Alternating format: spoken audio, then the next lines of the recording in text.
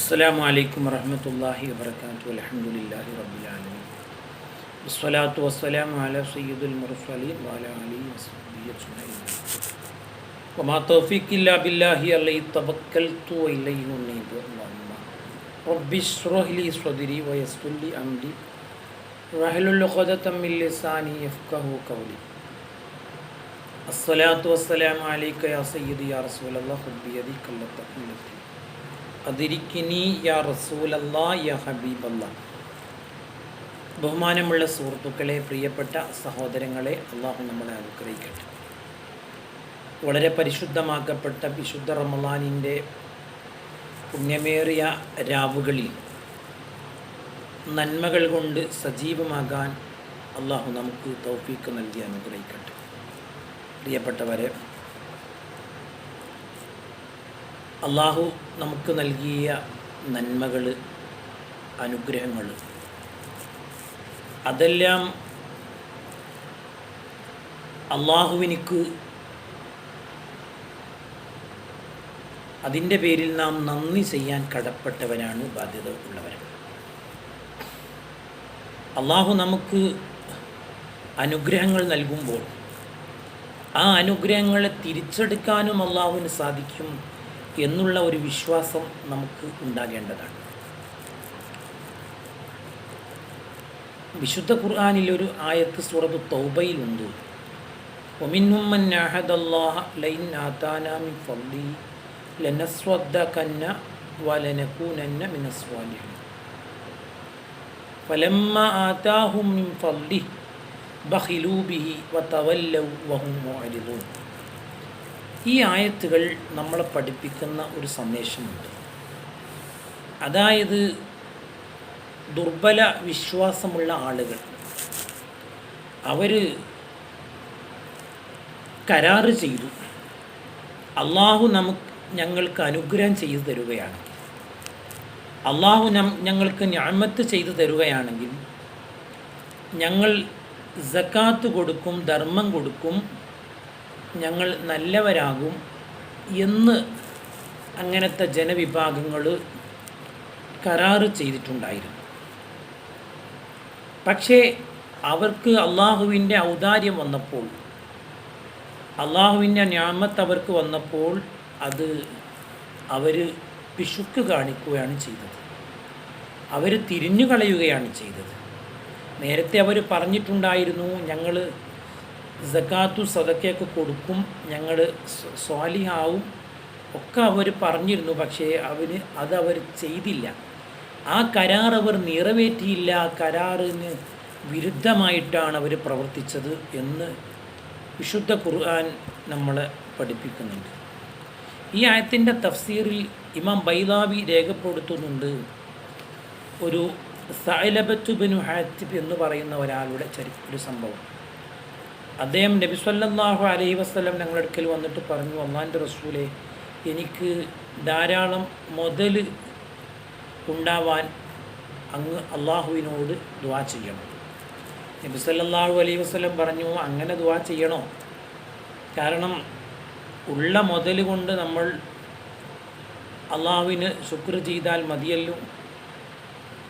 അതുകൊണ്ട് ധാരാളം സമ്പത്ത് കിട്ടിയിട്ട് അതിൻ്റെ മേലിൽ നമുക്ക് നന്ദി ചെയ്യാൻ സാധിച്ചില്ലെങ്കിലോ? അദ്ദേഹം പറഞ്ഞു, അള്ളാഹിൻ്റെ റസൂലെ, ലൈൻ റസഖനി അല്ലാഹു മാലൻ ലഉഅ്തിയന്ന കുല്ലദി ഹഖിൻ ഹഖഹു.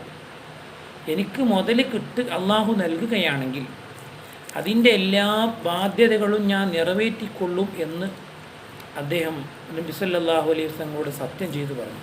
വല്ലദീ ബഅസ ബിക ബിൽ ഹഖ് എന്ന് പറഞ്ഞിട്ടാണ് പറഞ്ഞു. അപ്പോൾ റസൂലുള്ളാഹി തങ്ങൾ ദുആയിരുന്നു. നബി തങ്ങൾ പറഞ്ഞു, അള്ളാഹുവേ, നീ സഅലബക്ക് നീ മുതൽ കൊടുക്കണേ. അല്ലാഹുമ്മ റസുഖ് സഅലബത മാല, സഅലബക്ക് മുതൽ ധാരാളം കൊടുക്കണേ എന്ന് റസൂല ദുആ ചെയ്തപ്പോൾ മുതൽ ധാരാളം ഉണ്ടായി. ആ മനുഷ്യൻ്റെ ഒട്ടകങ്ങൾ ഇങ്ങനെ പെരുകാൻ തുടങ്ങി. ആടുകളിങ്ങനെ വലിയ സംഘങ്ങളും കൂട്ടങ്ങളും ഒരു ചെരിവ് നിറയെ ആടുകളായി വലിയൊരു മുതലാളിയായി അദ്ദേഹം മാറി. പക്ഷേ അദ്ദേഹത്തിൻ്റെ അടുക്കൽ സക്കാത്ത് വാങ്ങുന്ന ആളുകൾ നബി സല്ലല്ലാഹു അലൈഹി വസല്ലം ഞങ്ങളുടെ അടുക്കൽ സക്കാത്ത് ശേഖരിക്കുന്ന ആളുകളുണ്ടായിരുന്നു. അവർ സക്കാത്ത് വാങ്ങാൻ ചെന്നു.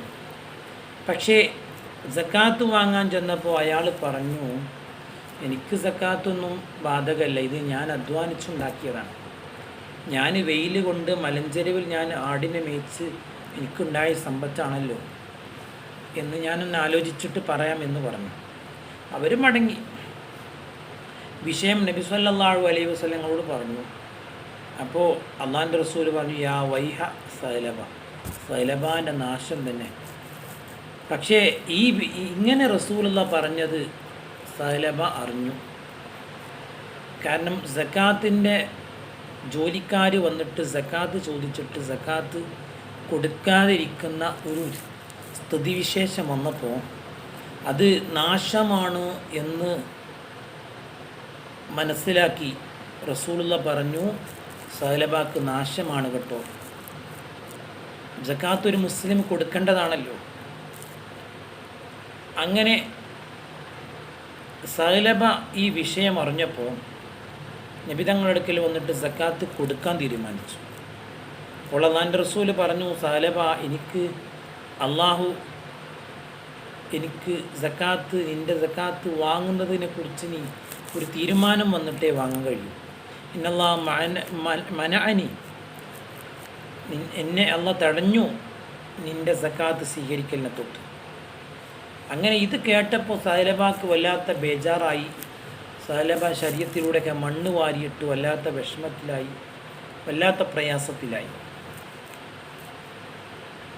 ഇങ്ങനെ ചുരുക്കി പറഞ്ഞാൽ റസൂലുള്ളാഹി തങ്ങൾ വഫാത്താകുന്നത് വരെയും സൈലബാക്ക് അനുകൂലമായൊരു വിധി വന്നിട്ടില്ല. നബി സല്ലല്ലാഹു അലൈഹി വസല്ലം സൈലബാൻ്റെ സക്കാത്ത് സ്വീകരിച്ചതുമില്ല.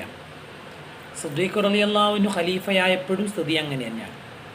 ഉമർ ബിൻ ഖത്താബ് റളിയല്ലാഹു അൻഹു ഖലീഫയായപ്പോഴും അങ്ങനെ. അദ്ദേഹം സക്കാത്ത് ചെല്ലും, അവർ സ്വീകരിക്കില്ല. കാരണം റസൂലുള്ള സ്വീകരിക്കാത്തത് ഞാൻ സ്വീകരിക്കില്ല എന്ന് സിദ്ദീഖ് റളിയല്ലാഹു അൻഹു പറഞ്ഞു. റസൂലുള്ളാഹി തങ്ങളും സിദ്ദീഖ് റളിയല്ലാഹു അൻഹു സ്വീകരിക്കാത്തത് ഞാൻ സ്വീകരിക്കില്ല എന്ന് ഉമർ റളിയല്ലാഹു അൻഹു പറഞ്ഞു.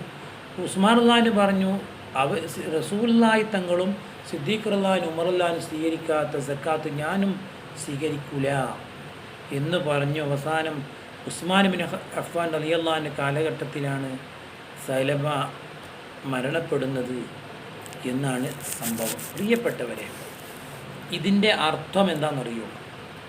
സമ്പത്ത് ചോദിച്ചു വാങ്ങിയാൽ അതിൻ്റെ ഹക്കുകൾ നമുക്ക് നിറവേറ്റാൻ കഴിഞ്ഞിട്ടില്ലെങ്കിൽ അത് വലിയൊരു നാശത്തിലേക്കാണ് എത്തുക. ഏതൊരു നിഅമത്തും അള്ളാഹുവിനോട് നമ്മൾ ചോദിക്കുമ്പോൾ അതിന് ശുക്ർ ചെയ്യൽ നമ്മളെ മേൽ നിർബന്ധമാണ്. ഒരു കാര്യം ഒഴിച്ചിട്ട് ഹിദായത്ത് നമ്മൾ ചോദിക്കുകയാണെങ്കിലും എത്രയും ചോദിക്കാം. പക്ഷേ അല്ലാത്ത ഏതൊരു നിഅമത്ത് നമ്മൾ ചോദിക്കുമ്പോഴും അതിന് ശുക്ർ ചെയ്യൽ നമ്മളെ മേൽ ബാധ്യതയാണ്. രണ്ടാമത്തെ ഒരു കാര്യം, നിസ്കാരം പോലത്തെ ഒരു പ്രധാന കർമ്മം തന്നെയാണ് സക്കാത്ത്. നിസ്കാരവും സക്കാത്തും തമ്മിൽ വലിയ ബന്ധമുണ്ട്. കാരണം സക്കാത്ത് കൊടുക്കാത്ത പലരും നിസ്കരിക്കുന്നുണ്ടെന്നുള്ള സത്യമാണ്. പരലോകത്ത് രക്ഷപ്പെടുന്നുള്ള വേറെ വിഷയം. നിസ്കരിക്കാൻ ചിലവൊന്നുമില്ല, പക്ഷെ സക്കാത്ത് കൊടുക്കാൻ മുതലങ്ങോട്ട് കൊടുക്കണം. അതിന് നമുക്ക് കഴിയണം. അതിന് മനസ്സിൽ ഒരു യഖീന് വരണം. ഒരു സമ്പത്തങ്ങോട്ട് കൊടുക്കുമ്പോൾ ഉണ്ടാകണ ഒരു മനസ്സിൻ്റെ ഒരു ദൗർബല്യം മാറ്റാൻ ഈമാനിന് മാത്രമേ സാധിക്കുകയുള്ളൂ. ഈമാനല്ലാത്ത ഒന്നിനും അതിന് സാധിക്കുകയില്ല. ഈമാൻ കുറഞ്ഞു പോയ ആളുകൾക്ക്, കപടവിശ്വാസികൾക്ക് സക്കാത്ത് കൊടുക്കാൻ കഴിയൂല. അവർ നബി സല്ലല്ലാഹു അലൈഹി വസല്ലമയോടൊപ്പം ചിലപ്പോൾ പള്ളിയിലൊക്കെ വന്നിട്ടുണ്ടാവും, പക്ഷേ അവരുടെ ഈമാൻ പൂർണ്ണമല്ല. എന്തുകൊണ്ട്? സക്കാത്തിനെ അവർ തടഞ്ഞു. കാരണം സക്കാത്ത് തടഞ്ഞതിൻ്റെ പേര് സിദ്ദീഖ് റളിയല്ലാഹു അൻഹു ഒരു യുദ്ധത്തിന് നേതൃത്വം നൽകി. അതാണ് യമാമ യുദ്ധം. കുറേ ഹാഫിളുകളായ സ്വഹാബിമാർ അതിൽ ഷഹീദായപ്പോഴാണ് ഉമർ റളിയല്ലാഹു അൻഹു മുസ്ഹഫ് ഖുർആൻ രേഖപ്പെടുത്തി വെക്കണമെന്നുള്ള ചിന്ത പങ്കുവെക്കുകയും അങ്ങനെ കല്ലിലും അതുപോലെ എല്ലിലുമൊക്കെ ഖുർആൻ എഴുതി വെക്കാൻ തുടങ്ങിയത് അങ്ങനെയാണ്. ഉസ്മാൻ റളിയല്ലാഹുവിൻ്റെ കാലഘട്ടത്തിലാണ് ഇതുപോലെ മുസ്ഹഫിൻ്റെ ഒരു രൂപം ഉണ്ടാകുന്നത്. 7ഓളം മുസ്ഹഫ് ഉണ്ടാക്കിയെന്നാണ് ചരിത്രം. അപ്പോൾ ഈ ഒരു സക്കാത്തിൻ്റെ കാര്യം ഗൗരവമാണ് എന്നുള്ളത് ഇതിൻ്റെ ഈ ഒരു ആയത്തിൽ നിന്ന് നമുക്ക് മനസ്സിലാക്കാൻ സാധിക്കും. അതുകൊണ്ട് റബ്ബിനോട് ചെയ്ത കരാറ് പൂർത്തീകരിക്കാൻ സാധിച്ചിട്ടില്ലെങ്കിൽ അതും വലിയ അപകടമാണ്, ഈമാനില്ലാതെ മരണപ്പെട്ടു പോകാൻ സാധ്യതയുണ്ട് എന്നുള്ളതും ഈ ആയത്തിൽ നിന്ന് നമുക്ക് മനസ്സിലാക്കാൻ സാധിക്കും. അതുകൊണ്ട് സമ്പത്തിൻ്റെയും ശരീരത്തിൻ്റെയും മറ്റു ഹക്കിടപാടുകളൊക്കെ പൂർണ്ണമായും നിർവഹിച്ച് മരിച്ചു പോകാനുള്ള തൗഫീഖ് നമുക്കെല്ലാവർക്കും റബ്ബ് സുബ്ഹാനഹു വ തആല നൽകി അനുഗ്രഹിക്കട്ടെ. എല്ലാവരും ദുആ ചെയ്യണം. സ്വല്ലല്ലാഹു അലാ മുഹമ്മദ് സ്വല്ലല്ലാഹു അലൈഹി വസല്ലം. അല്ലാഹുമ്മ സ്വല്ലി അലാ മുഹമ്മദ് യാ റബ്ബി സ്വല്ലി അലൈഹി വസല്ലം.